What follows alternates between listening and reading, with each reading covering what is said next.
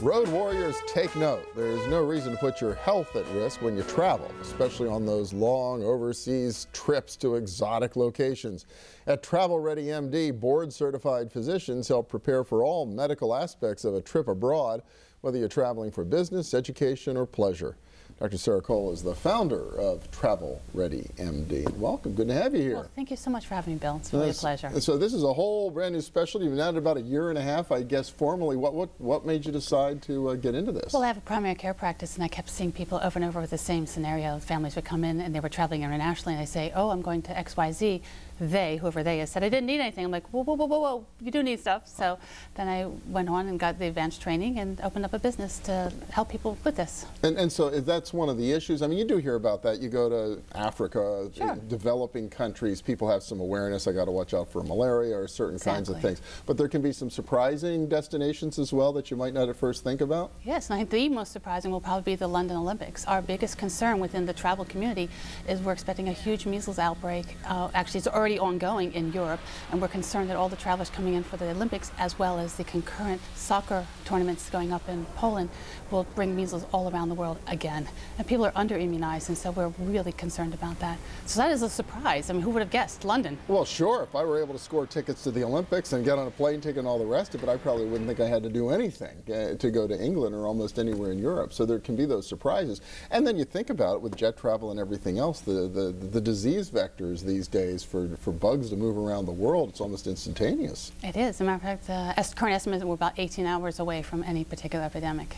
Wow, is that incredible? That is frightening. So there's a whole specialty that you had to go out and get additional training for? That's exactly it. So, of course, most of the people in this business are in the primary care field in some way, shape, or form, or the infectious disease specialist, and then we go on for advanced training within the travel medicine community, and then we sit for an exam that's hosted every several years by the International Society of Travel Medicine.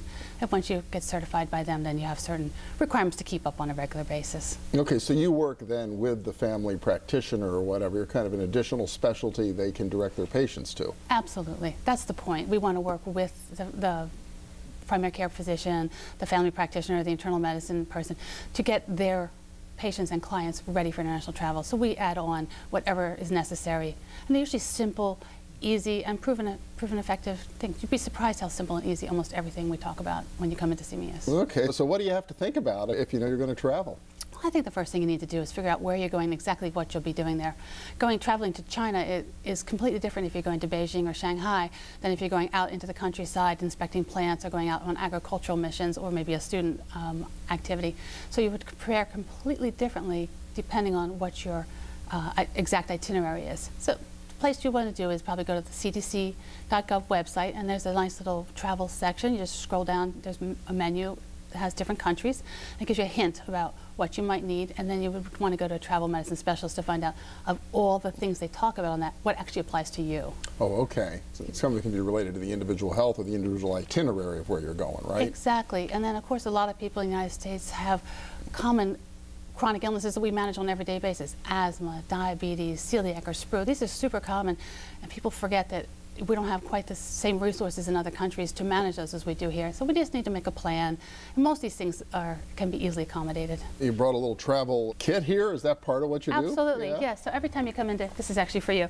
So every time you come in, what we'll do is we put together a kit for you that includes some antibiotics for your traveler's diarrhea and some other things to manage jet lag and to manage motion sickness and some other usual first aid things, Band-Aids and things like that. Okay. Anyway, it's always complimentary. So this is for you, Bill. All right, well, thank you. So this is all the basics. Even if you're just going to the beach in Mexico or whatever, this is the kind of stuff you might need if you're getting on a plane. Exactly. So it would help you manage most common problems or minor inconveniences when you're traveling. Okay. What about issues like health insurance and stuff overseas? Can you help people with those kinds of challenges? One of our main focuses is to get people to understand that their usual health insurance we use in the United States usually does not cover or needs an add-on policy to cover when you're traveling abroad. And you want the kind that is called travel health insurance with evacuation. And so that if you were sick enough to need some kind of health care, it covers not only the actual health care that you need, but also get you there. Because it could be up to $10,000 or more to be evacuated, a medical evacuation. Say you were in a car accident or something like that. Okay, and you really needed medical care to get all the way home. Absolutely. And so there are very reputable companies. You can find them on the CDC website, and they answer the phone 24/7 in the event of like a animal bite where you're worried about rabies, up to a car accident where you have multiple traumas. People answer the phone, they have people ready to go, they get you where you need to go, get you to the country that's close, that actually has the right care for you, wow. at the standards that we're used to. A lot to think about. Well, you need a specialized advice on how to deal with it. So if people want to find out about you or get in touch?